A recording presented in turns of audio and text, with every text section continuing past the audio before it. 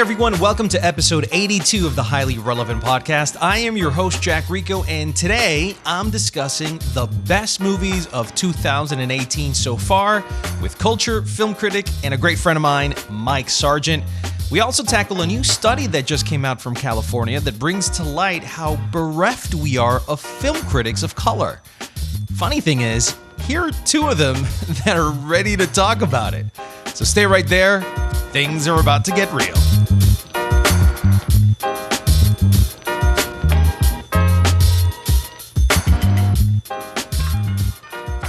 Guys, it's time we treated ourselves to some higher quality underwear because we deserve better. Underwear that feels good, provides support, and leaves us feeling fresh and comfortable. That's what Saxx underwear is all about. It's the only men's underwear that's actually designed with our anatomy in mind. When Saxx first got started, they wondered, why can't men's underwear be better? The answer? The ballpark pouch. A 3D support system unlike anything else in men's underwear today. I use them and it feels like bliss. Everything stays put, no friction, you can move around comfortably in it, and then there's the breathable fabrics. Super soft, moisture wicking that repels body odor. Since I started wearing Saxx, I really don't wear any other brand. I want you to feel the same exact way. So I've worked with Saxx underwear on this great limited time deal. Shop from anywhere on their site and get $5 off plus free shipping on your first purchase. But to get this great offer, you need to use my promo code HIGHLYRELEVANT at checkout. Order a few pairs of Saxx right now with this great offer and go to Saxx Underwear at SAXXunderwear.com. That's Saxx with two X's, and use the promo code HIGHLYRELEVANT at checkout. Remember, SaxXunderwear.com. Promo code HIGHLYRELEVANT.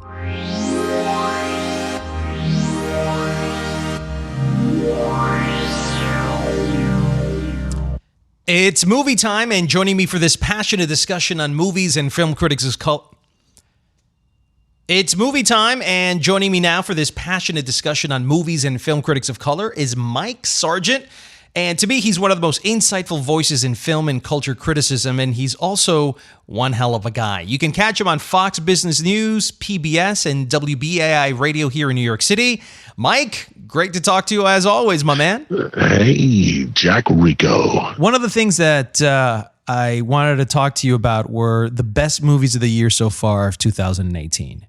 So I kind of want to hear your three to see if they match my three. And then, but before we talk about that, there's one study I wanted to talk to you about that just came in the news. So I'm sure you heard about the new USC Annenberg School for Communication and Journalism study that came out recently that concluded that film critics are overwhelmingly white and male. Dun, dun, dun, dun. Oh my God, that is such a revelation. Yeah, newsflash. Yes. Really? You needed to do a study to let us know that? Oh my goodness. Well, I've got so much to say, but you and I have been talking about this for a long time. And, I have to say, I really feel, I've always felt powerful and strong about it that, the view of the world we get from films is largely influenced by white males. They write them, they direct them, they produce them, and then they're reviewed by white males. So it's sort of a self-fulfilling industry, and then they praise themselves. It's an echo chamber to a certain extent. It's absolutely an echo chamber. And the problem, the multiple problems with that is that it just like what happens on the internet, while we have access to all this stuff, people are more insular than ever before. It keeps the type of images we see being the same, the type of tropes being the same. We keep seeing the same types of things, even down to all the screenplay formulas and what you expect from movies. Why do we expect these things from movies? Why do we expect the three-act structure? Why do we expect the plot point to this? Why? Because this is what we've been seeing. Who's to say? How many times have you seen a film, a foreign film especially, where it does so many things you would never see in an American film and you're blown away because you're just not used to having that kind of story told to you? So bringing it back down to critics, I also think part of the way it's hurt films, especially films about people of color, is the industry is dismissive of them, and they always existed in their own little ghetto. And somebody like a Tyler Perry, not that I'm a huge fan, but he stopped showing his films to critics because the white critics would just ignore his work, and they couldn't get any cultural significance from it. So I feel strongly. I would love to hear what you think, Jack. Well, before I give you my opinion, Mike, let me kind of read a little bit about the stats, the numbers that this study did, and then I can go into and sort of like unspool what all this information means. So academics analyzed the gender and ethnicity of writers whose reviews were included on the Rotten Tomatoes aggregation site for the top 100 grossing films at the U.S. box office in 2017. They reported that almost 20,000 reviews that were found, 77, that's almost 80%, were written by white men and 22% by women. So that ratio is insane. I mean, we're talking about a 50-point gap. The picture is even worse when it comes to ethnicity. So here's where the study starts getting interesting for us. The report suggests that 82% of reviewers are white, with 18% from the underrepresented racial ethnic backgrounds. And broken down further, the report says that while white males contributed 67.3% of reviews, women of color wrote only 2.5%, a ratio of nearly 27-1. So the most dominant group of film critics are white men, and the least dominant are women of color, with 2.5%. 77.8, just rounded off to 80 to 2.5. Holy shit, man. What? Dude. This is a travesty. This is tragic for the news, for all these publications that really talk about diversity. Look, pop culture is about everyone, guys. It bothers me when movies like Fast and Furious make their billions. What, on the backs of who? On the backs of minorities. They're the ones that go out to those movies. It's Latinos and blacks that mostly go to those movies.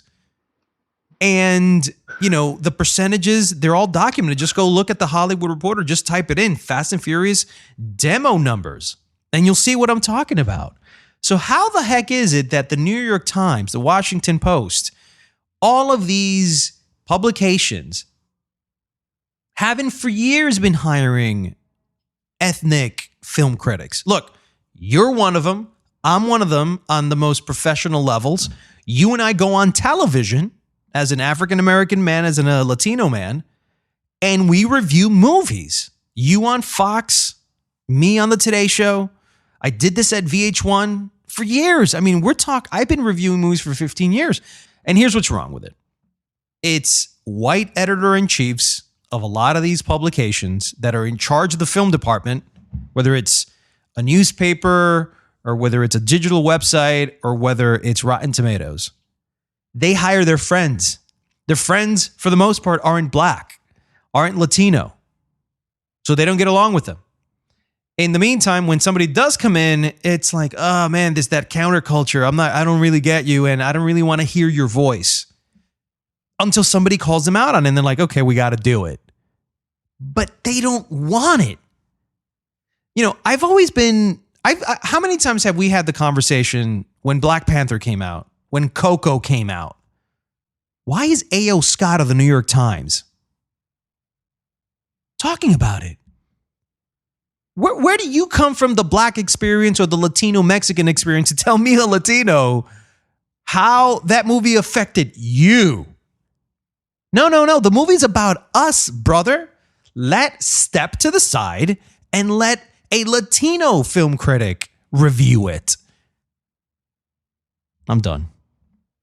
Wow. Well, dude, I don't know how real you want me to get, but get real, man. This is the time to do it. I don't know how real you want me to get, but let me just say, top to bottom, this has been an issue for a long, long time. And I've been a film critic since about 2001, and I started out in major market radio, so I got a lot of respect. But I got the gig, okay, because my idol from when I was a teenager, whose show I used to listen to, and then I ended up at the same radio station doing other stuff there. He died, and I ended up then hosting the show. What was his name? The name of his name was Paul Wonder. The show was called Soundtrack. So I ended up hosting Soundtrack. This is a show I grew up on. When I say grew up on, I mean I was addicted to the show. I taped it every week. I was a total Uber fan. So I ended up, then becoming, hosting the show that I grew up listening to.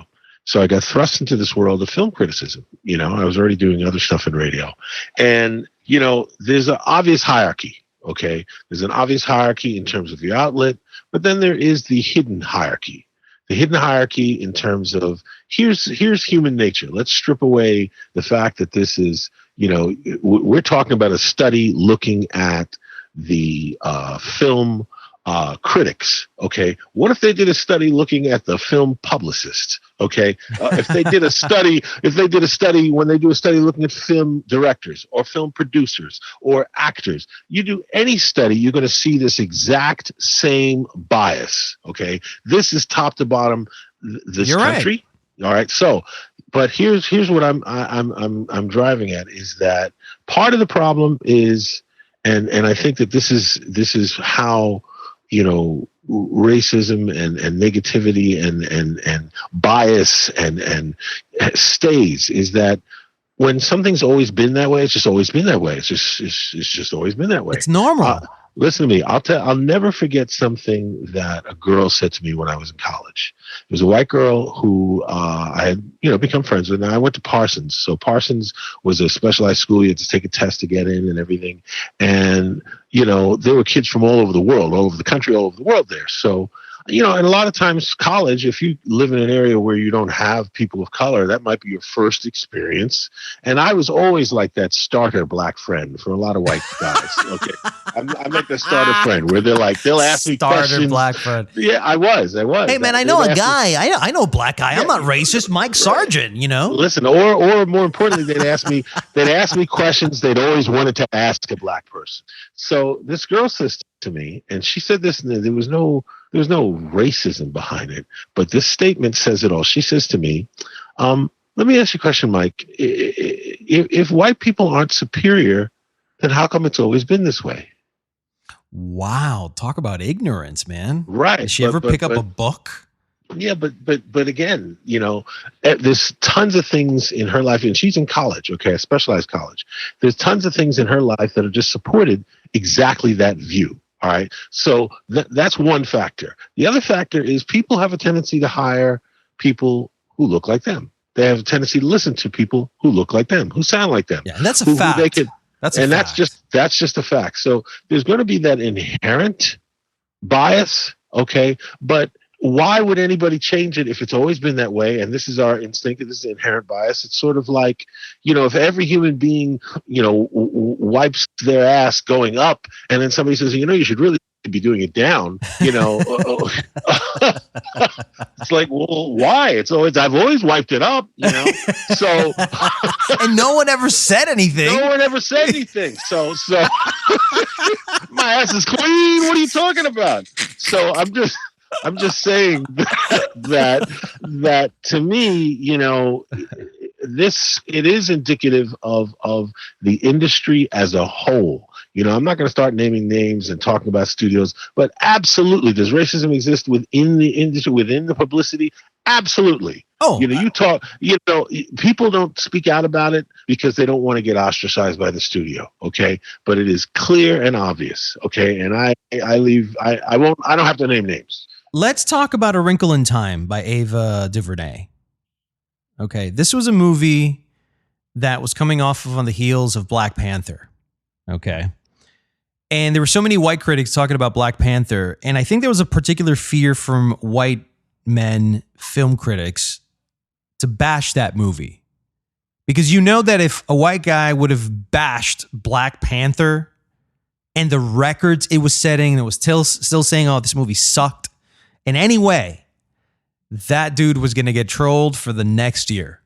Then A Wrinkle in Time came out, and the movie didn't do that well. And one of the things that Ava DuVernay said over Twitter was that the reason that the movie wasn't being reviewed well was because there were no people of color writing reviews for her film. It was also interesting from her part, it's almost like she was trying to allude to the fact that if they were people of color, then they would automatically like the movie. And that's something I particularly don't like. Okay. Well, as a Hispanic film critic, I've seen 80% of the Spanish language movies that I've seen, again, from the United States, not necessarily from Latin America. They're terrible, man. Pantaleon has one of the records with me on my list of the worst movies I've ever seen. Hispanic. You remember those Sofia Vergara movies, man, from like Miami Beach, and they're terrible, and they just propagate stereotypes. It's the worst thing that could ever happen to Hispanics. And I don't see myself like that. I see myself in a different way. I don't talk like these. Like, that's not all Hispanics. Hey, that was pretty good. So thank God for Lin-Manuel Miranda for elevating the Hispanic culture within the Heights and, Hamilton, obviously. But it was terrible for us. So, okay, go ahead, because I really want to respond to what you're saying. So what I'm trying to say is, just because we're Hispanic, we're not going to support every Hispanic film. Same thing applies with African Americans and any other ethnic gender. It's not going to happen. Just because a Wonder Woman comes out doesn't mean that a woman has to love it. This applies to politics. It applies to every branch of the society. Listen, I agree with you, because you know why? Because why should they have to? They're not going to make any more money. If they're making money and this model works, then why should they have to be more inclusive? If there was something that showed them they would make more money, because that comes back down to the bottom line and all the pecking order and how many people do you reach, how many potential butts can we put in the seat. But here's my take though on the Ava DuVernay thing. Series of circumstances, I did not actually get to see Wrinkle in Time, but I've read a lot about it, and I'm obviously aware of the original material, and I'm aware of the original movie, and I'm aware of it. I'm cleanly aware of everything about it. But what I felt she was saying is what you're alluding to in the second part, is not so much that the people automatically should like it, which is easy to interpret that. There's definitely a sense of entitlement, you could read into it. But I took it more or my sense of it is that, the people who would appreciate what she was trying to do, okay, didn't get to see the film. Now, that doesn't mean the film is better than it is, okay? But I think she's complaining, the people she's talking about are women of color. Women of color would understand or get some of the things she was trying to do because they had never been done. They aren't done. Some people I know felt she overdid it. She was too heavy-handed, too much positive affirmations. That came from a black male. Now, that's a black male's perspective on what kind of work she's doing and what her mission is and her brand as a creator of content. But what she's saying is her brand of content creation, there aren't enough people who would really appreciate it. Now, that being said, that doesn't mean that they will, but they aren't there. There's, I don't even know. I co-founded the African American Film Critics Association and the Black Film Critics Circle for the same reason, because I felt like, well, how could there not be one? There's all these other organizations. Why is there not a critics association? Why is there not some collective voice that could make a difference? There isn't even a Latino film critics organization. That's what I'm saying. Some dude tried to put a list together, man. And poor guy, I think he got like cinco gatos, man, 5 cats to kind of just like together to be like, hey, man, we're going to drink some soda today. Get some pizza. Well, and but again, part of that is how many are there out there? How many legitimate critics are Latino that are reviewing films? There are only a handful. And that's across the board. You mentioned Monica. When I started my TV show, okay, my edict was to be there had never been an African American male hosting a film review show before, and I always wanted to have co-critics who were females of color. So that's what I look for, and it was hard. It was hard to find them. Look, I had, it was hard to find them. So I just looked up Coco reviews on Google. I just typed in Coco reviews, and here's what I got. A.O. Scott, the New York Times. If this movie doesn't quite reach the highest level of Pixar masterpieces, it plays a time-tested tune with captivating originality and flair. Okay. Where's the Hispanic experience in that quote? For whatever reason, cultural pride always equals cultural prejudice, and I don't know why. And it's like, I can't embrace your worldview because I feel mine is superior. I'm not even going to entertain it. Oh my God. Yes. You know what I'm saying? Dude, you said something that just kind of like pierced through me. It's so truthful. It's about superiority. You know, kind of like what that girl kind of said to you. If all of us are mostly white, that means we're superior. Exactly. These reviews that we're seeing here, none of them are from Hispanic. There's no Rodriguez or Hernandez's or anything. And that's what bothers me, because we're not getting an authentic, accurate worldview of a movie like Coco or Black Panther and what that means. Well, again, the cultural significance. It's funny. I had to write a recommendation for a filmmaker friend who's a foreigner, and this has something to do with getting recommendations from professionals about their work.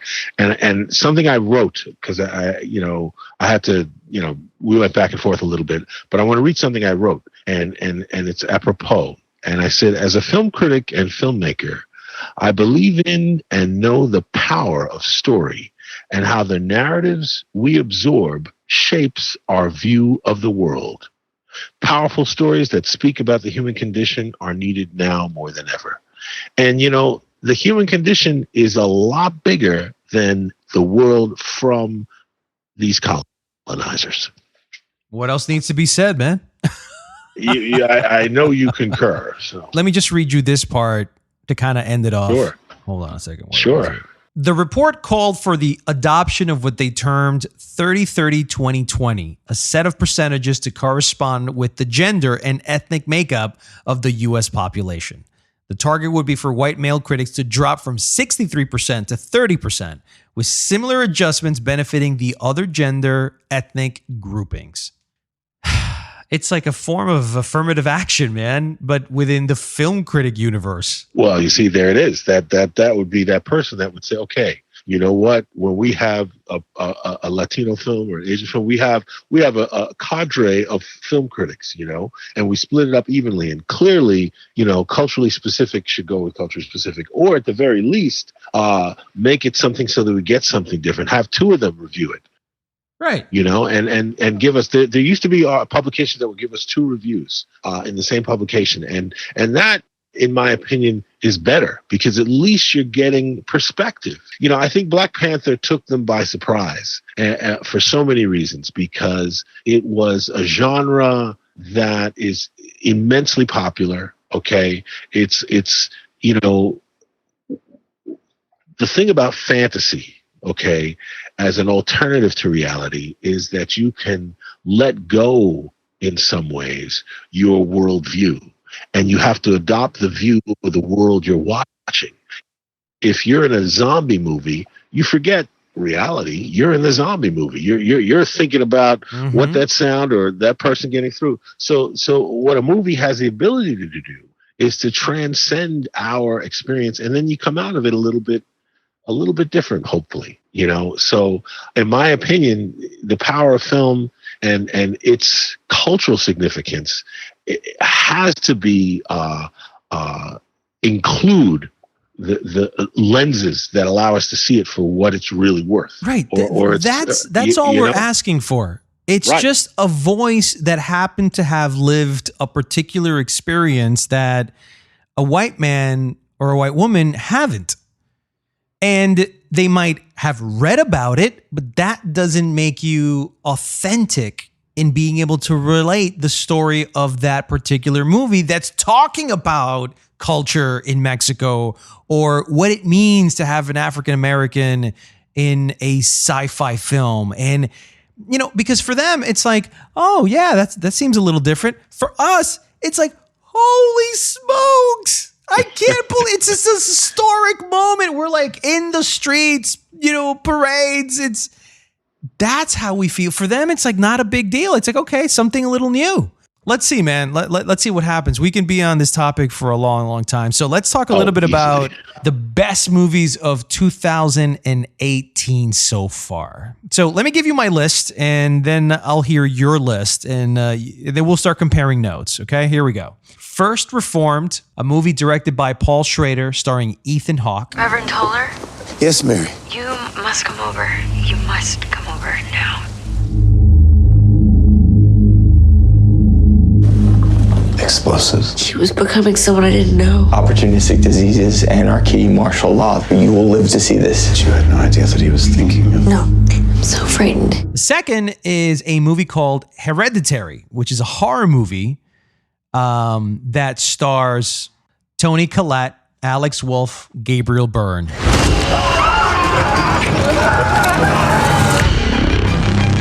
Mom? I don't like this. Dad, I don't like this. What's happening? Enough! Don't you ever raise your voice at me!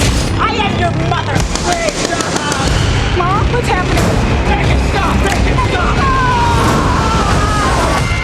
And then there's a movie called American Animals. This one's directed by Bart Layton, and it stars Evan Peters, Blake Jenner. You probably don't know too many of these people. Ann Dowd, who was also in Hereditary.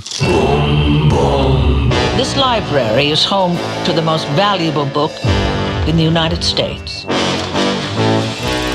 $12 million. You really need to see how easy this is going to be. Oh, you know this from all your previous heists? This movie is about a group of guys, 4 friends who live in an ordinary existence in Kentucky. And after a visit to Transylvania University, one of them comes up with the idea to steal the rarest and most valuable book from the school's library. And so it's a bit of a heist thriller, but with like young kids. And so it seems great, man. Excellent, has 85% on Rotten Tomatoes. Everybody seems to really like this movie. And so those 3 so far, 2 of them I haven't seen. Hereditary is the one that I saw, the horror movie. The most disturbingly delicious movie I have seen so far this year. Well, it's interesting. And this is rare, okay, because I'm not a big horror movie fan at all. But I have to say, Hereditary and A Quiet Place. Ooh, that's right. Who are we if we can't protect them? We have to protect them.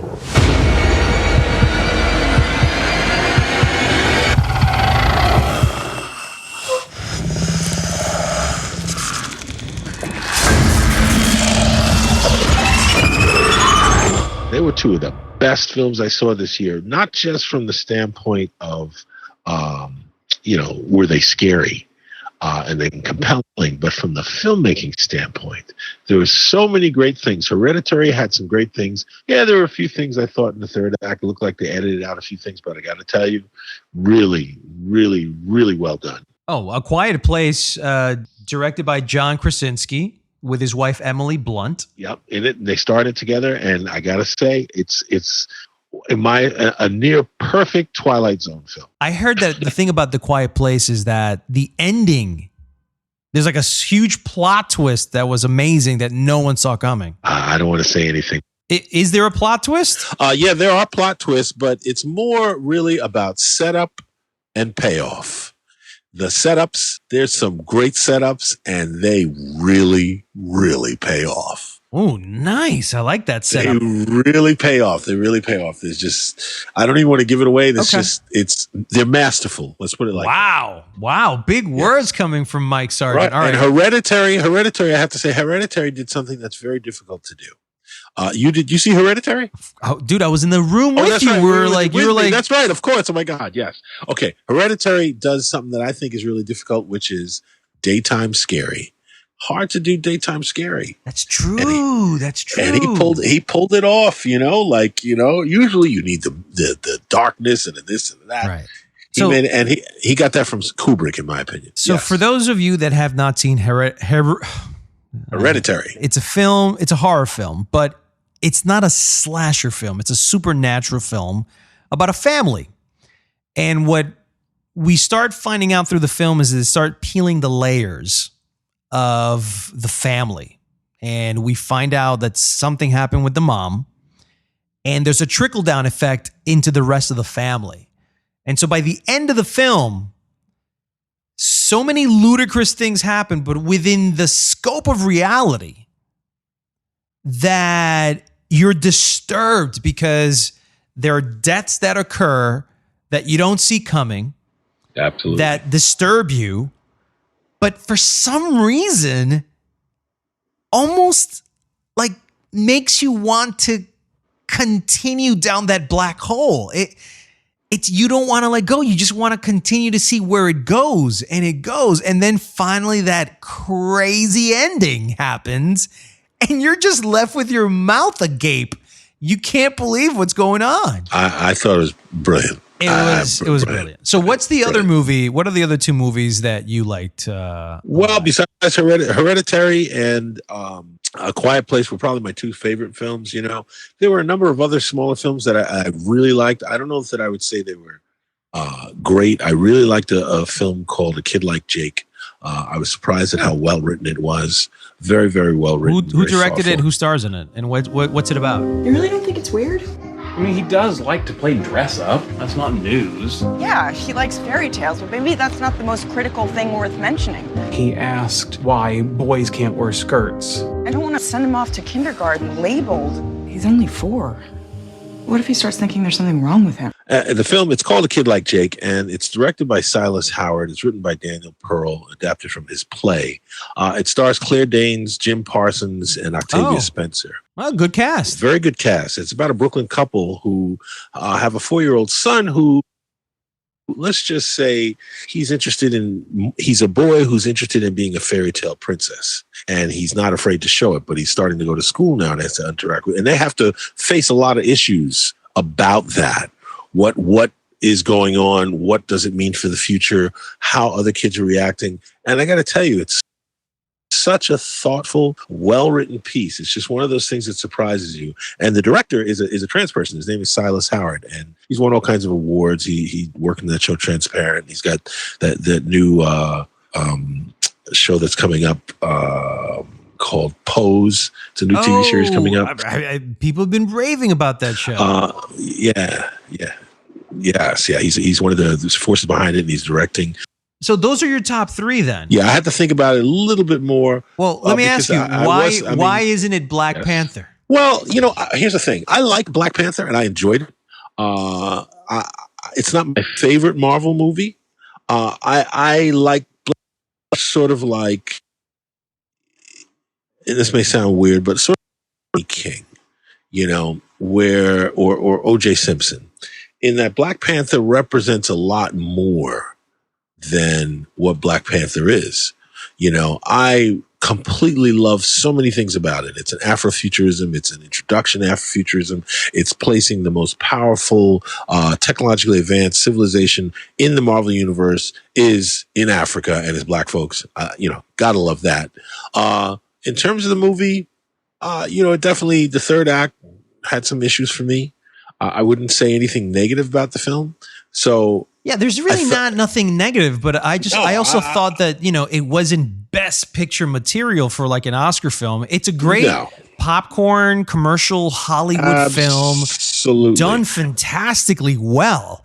But there's a particular tier of films, of prestige cinema, that, is a bit of an art form, it's avant-garde, done by, that's auteurs and.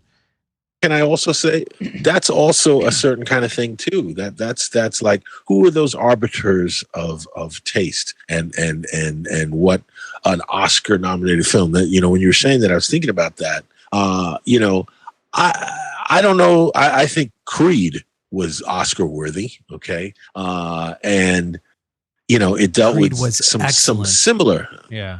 Creed was excellent. So I think he's an Oscar level writer-director. I think he did amazing work with the material. I've seen it a couple times now. I think it really works. Probably, I could say Black Panther of what's come out this year. Definitely. I couldn't say that A Quiet Place and the other one were necessarily better than Black Panther, but Yes. I think in a weak year of films, if we continue, like, I feel like the movies are strong so far by, this mid-year, June, where we're doing this podcast. I think if we continue with these good movies, they're just going to get better throughout the year. And we're going to have one of the better years for films in a long time. Oh, there's some movies I'm actually excited about seeing. Like, I was supposed to go see Sorry to Bother You. I really want to see that. That looks really good to me. That other movie, The Happy Time Murders, I really want to see that. Crazy Rich Asians, I really want to see that. Yep. Black Klansman, I'm very interested in seeing Spike Black Lee's Klansman. new joint. Yeah, when Spike Lee, I admire Spike Lee because he's always got something to say. I may not always agree with what he has to say, but he always has something to say, and I will admire an artist who's always got something to say. Right, he's bold, he's revolutionary, he's in your face, with he's got something, of course, to say, and and I respect it. I think when you got something to say, of course, if you say it well, nothing's better. I did see a movie recently called El Séptimo Día. ¿Contra quién juega la semifinal? Chinantra, el domingo. Va a ser un juego muy duro. Por el domingo. Por el capitán. Jose, here's the deal. I need everyone on Sunday. I have a private party after brunch on Sunday. These are important people coming in here. I need all hands on deck. Thanks, Jose. No puedes trabajar el domingo cuando dan en la madre, güey. O nos dan en la madre o me corren. It's a movie. It's a very, very avant-garde type of film where a gentleman, a white director, decided to kind of tell the story of these delivery boy Mexican. It's like a friendship clan. They're like a family. It's about 7 or 8 of them that live in a house. So that's a bit of stereotypical, but hey, stereotypes come from somewhere. It's a form of truth. So there's like 7, 8 guys, and it's a pretty simple story.